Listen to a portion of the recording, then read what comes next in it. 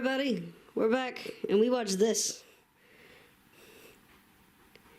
Now, full disclosure, we weren't intending to make this a backseat critique, but it was a surprisingly really good film.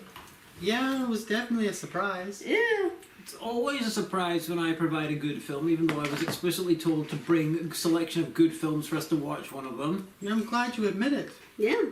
I admitted that I was told to bring good films, No, and I did. you advise that you admit that it is a surprise when you bring a good film. It's not a surprise. This is an argument you have in a lot of backstreet critiques. Yeah, let's stop doing this. Let's talk about the film. I have many good films. You just, don't care. And you think ill of me for no reason whatsoever. It is unfair. This film is called Bloodsucking Bastards in the USA. What's it called elsewhere? Bloodsucking Bosses. Yeah, Bloodsucking Bosses. So, apart from giving me PTSD flashbacks from an old job, this was a surprisingly good film. I was not expecting this to be as funny as it was. Yeah, the tagline is "The Office meets Shaun of the Dead," and that is accurate. If you have ever worked in a call centre or a low-level sales job, you'll feel this film. Also, a young Pedro Pascal's in this, and does a really good job. He's being a smarmy, evil little bastard. Damn right he is. Bloodsucking bastard. This came out around the same time he was in Game of Thrones. So. Oh, really? Okay. Do you want to give your initial feelings before we go into spoiler territory? Well, it's a truly epic reason why I discovered this film. I discovered that Tubby, although he's known as Tubi, but I don't care about that, appeared in the UK, and I was like, ooh, I'm going to look at some films in this. I'm going to watch Slay, the drag queen vampire movie, and what are they going to watch it? Bloodsucking Bastards watch it, and I was like, well, this is fun, I'm going to order this on DVD, and then inflict it on people. And so, it was fun. Hashtag not sponsored. Yeah. Tubby doesn't sponsor people, it's free. Yeah, well, I mean, you never know, and you're talking about rival programming. So, going into spoiler territory now. This... Well, I'm not allowed to say what I thought. You did say what you thought. Okay. It was a lot of fun. I would say less Shaun of the Dead, Office Space meets Shaun of the Dead, and say more Office Space meets Buffy the Vampire Slayer, because I see definite Joss Whedon influences here, not just in the casting of the dude who plays the lead actor, who was in Dollhouse and Cabin in the Woods, and Pedro Pascal did play a vampire in Buffy Series 3. This is with him when he was like 22, before he even discovered the concept of a mustache. But it is a lot of fun. It is just a ridiculous vampire comedy with a lot of great laughs, and one about 2/3 of the way through involving the security guard, which made these two, well, it almost killed them. It was great. To be fair, all of us in the room hung ourselves laughing at that. I knew it was coming. Well, yeah, you did, but you still laughed. You probably laughed first time. I did. It was great. It was so unexpected. It was unexpected. It was just completely out of nowhere. Because it followed up on an already out of nowhere but understandable plot, and it just scene, and it just built upon. Anyway, that was a very neat way to get him involved in the action without having to come up with some sort of thing. I bet the writer, when he came up with that, he was so pleased with himself, because I imagine that he possibly wrote most of the script, left that bit, wrote the thing, they're together, and he had to work out how to get him in there, and he was like, I'm a fucking genius! But then what I particularly liked is they then threatened the rule of three with the janitor, and it's like, no, he's just a vampire. I was genuinely expecting that myself. But the story basically follows this fella who is the acting manager of a call centre that sells crap. Wasn't it assistant? He's the acting manager. Assistant acting manager. He wasn't an acting manager, he was assistant. And the assistant acting manager. He was one level up from the level of scum that his friends are. Yeah. And it just basically spends a little bit of time meandering about the office and introducing the characters, introducing how miserable their job is and how little they take it seriously. It was giving us two PTSD flashbacks to when we worked in a call centre, because it was too real. down to the incompetent co-workers who foist work off onto you, to the hilariously inappropriate office relationships, to the playing a video game over the network with other people in the office. yes, Yeah. we did do that after the bosses left and there was no calls. We set up a LAN and played original Call of Duty. It was epic fun. It was epic fun. Did any of you get killed by a vampire? No vampires involved. But that's where we met. Aww. We bonded over a shitty job and anime and manga. And Call of Duty. Yeah. But it sets that up for a little bit, and then the big boss Ted comes in with an announcement for all hands on deck announcement. And our main character is all ready for the announcement to be that he's now going to be promoted to the actual manager. No, instead they bring in this fresh-faced asshole Pedro Pascal with his MBA to take over as the manager job. He's loving every moment of being a smarmy bastard. Yeah. They had like a little past in college that was told by a mild flashback in a hilarious, disjointed way. And then people start going missing around the office, and he's starting to think he's going insane until he just full on just gets chased around the office. Realizing that the vampire's here. There's a kitten on the table. Aye, she's probably in shock too. Yeah.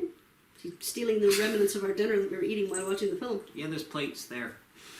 Because we're classy. Though we are proving we are not in fact vampires. Yeah. So there's one character at the start who just straight up disappears. Tastes just like blood. That's not how Iron Brew tastes. It's iron. What's blood got? Iron. It's also a lot more than iron. So Also, does there's blood. no iron in Iron Brew. Not It's called Iron Brew. Iron, not iron. That's the Tesco, the little rip-off. Iron. No, oh. Anyway. Alright, put your little Scott heart to rest, okay? Iron Brew. What country was Iron Brew invented in? Jamaica. Yes. By a Scotsman. Yes. You're actually raging, I knew that.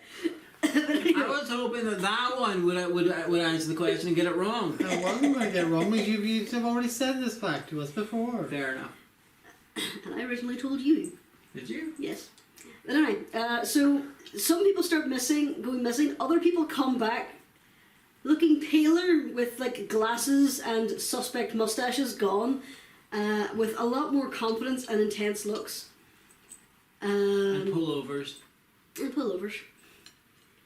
And it just slowly degrades into realising that there's something very, very wrong here. But the thing that makes me laugh is most of the office is turned by this point, and our main character runs to his best friend, who is the slacker, and basically says, "You're not going to believe me, but everybody in the office is turning to vampires, yeah." What? How did you know? And it cuts to sequences where he's just in the background eating a sandwich while people are being attacked and turned. So like, what do? We need backup. Call the police. How are we going to call the police when the people who were reporting dead are here and are working? Okay. So they go downstairs to the very military-esque security guard and says, "You're not going to believe us, but everybody else is vampires, yeah." What? How did you know? Same sequence of flashbacks with the guy munching the sandwich, witnessing everything, and then the camera just panning over slightly with the security guard there at the same time. And that was the bit that made us all laugh out loud. Yep. But then they come up with a plan to defeat the vampires. And it turns out that when you stake these vampires, they're not Sunnydale vampires where they disintegrate into dust. No, they explode in just a mass of blood, which is quite fun. And then it moves on to just the dorkiest fight sequence. Yeah, involving like guillotines and pencils and stuff like that. Makeshift vampire killing devices. Yeah.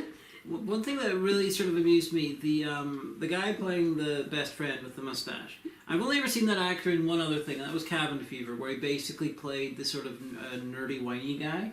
And the only other time I've seen the guy play the lead guy in this who's quite nerdy and whiny was Cabin in the Woods, where he was playing the sort of slacker, asshole guy. So my only experience with both these actors is them swapping roles.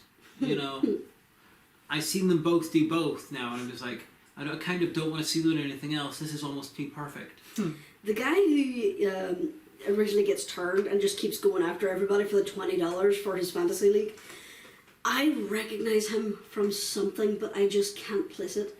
Whenever he took the glasses off and shaved that mustache and started doing like the really intense, threatening looks so familiar. Can't place it. It's going to drive me nuts. You can look it up on Wikipedia. I'll look it up later. Like his threatening thing, what he sounded like, he just sounded to me like Robin Williams, but Robin Williams doing a serious, threatening performance. Fair enough. Oh dear. But anyway, we haven't talked about a lot of things on here. It is well worth a watch. There's a few other things in there that made me just full on laugh that I'm not going to spoil on you. Watch the show. But it's one of those relatively low budget places with only a few locations. Yeah. But it does well for it. I think there's like maybe 4 locations in the entire film. Yeah, it's probably, budget-wise, it's probably at absolute top, a couple of million quid. Garage, storeroom, main office. 6 places. Her flat. Oh, 7. Forgot about that. Yeah. I'm going to find out how much my budget it had. Low enough. There wasn't much in the way of sound design as in the music, because there wasn't a lot of music except for a few of the fighty bits. It wasn't intrusive, you didn't really notice it if you didn't pay attention. There was no suspect dubbing, funny enough. Yeah. The script was done quite well to the point where it is like an episode of the UK office, not the American office, because it's boring, I'm sorry guys. And again, both the UK and the American office, they're just not my style. Yeah, American humour, sorry Americans, it's just a bit crap. Blatant. It's The joke has to be obvious. Yeah, it's very on the nose. It's also it's not depressing enough. Good humour needs to be depressing.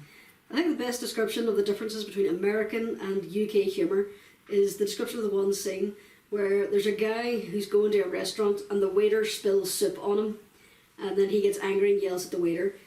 In American humour, it's the customer is the protagonist, whereas in British humour, it's the waiter. Okay, I can't find the budget. How annoying.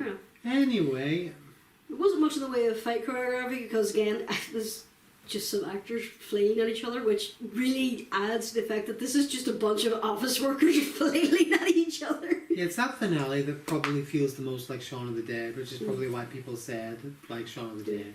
I will Plus, this warn came you, out in 2015, so that was still in the years after Shaun of the Dead, when people were just like, with anything involving horror and comedy mixed together, they automatically leapt to Shaun of the Dead because it was the giant example that was overwhelming everything else. yeah, that's true.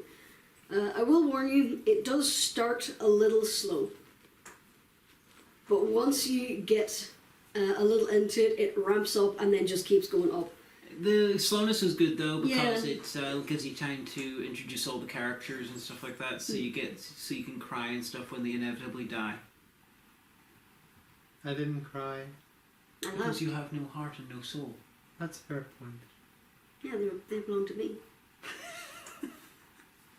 Anyway, yeah, so get out there, give it a watch. Yeah, as... It's on the UK Tubby. I Yeah. imagine it might be on the American one. If it's not, I believe you can watch it on YouTube for a couple of quid.